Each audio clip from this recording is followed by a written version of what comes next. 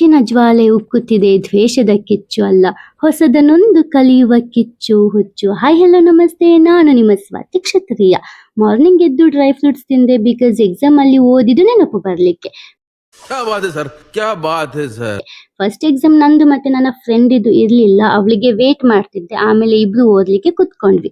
Exam hall ಅಲ್ಲಿ ನಾನು ಮಾಡಿದಂತಹ advance Excel and power BI course ಇದು ಸರ್ಟಿಫಿಕೇಟ್ ಕೊಟ್ರು. ಆಮೇಲೆ ಇನ್ನೂ ಒಂದು ಥಿಯರಿ ಎಕ್ಸಾಮ್ ಇತ್ತು, ನಾನು ನೋಡಿದ್ರೆ ಪಜಲ್ಸ್ ಆಡ್ತಾ ಕುತ್ಕೊಂಡಿದ್ದೆ.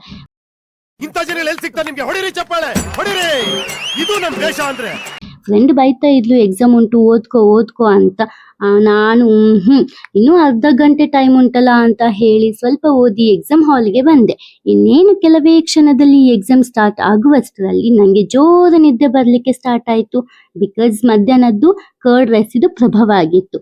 ಹೇಗೋ ಎಕ್ಸಾಮ್ ಮುಗಿಸ್ಕೊಂಡು ಹೊರಗೆ ಬಂದೆ. ಕಾಲೇಜ್ ಬಸ್ಸಿಗೆ ಇನ್ನೂ 1.5 ಗಂಟೆ ವೇಟ್ ಮಾಡ್ಬೇಕಲ್ಲ ಅಂತ ವೇಟ್ ಮಾಡ್ಲಿಕ್ಕೆ ಆಗ್ಲಿಲ್ಲ. ಸೊ ಗವರ್ಮೆಂಟ್ ಬಸ್ ಹತ್ಕೊಂಡು ಬಂದೆ.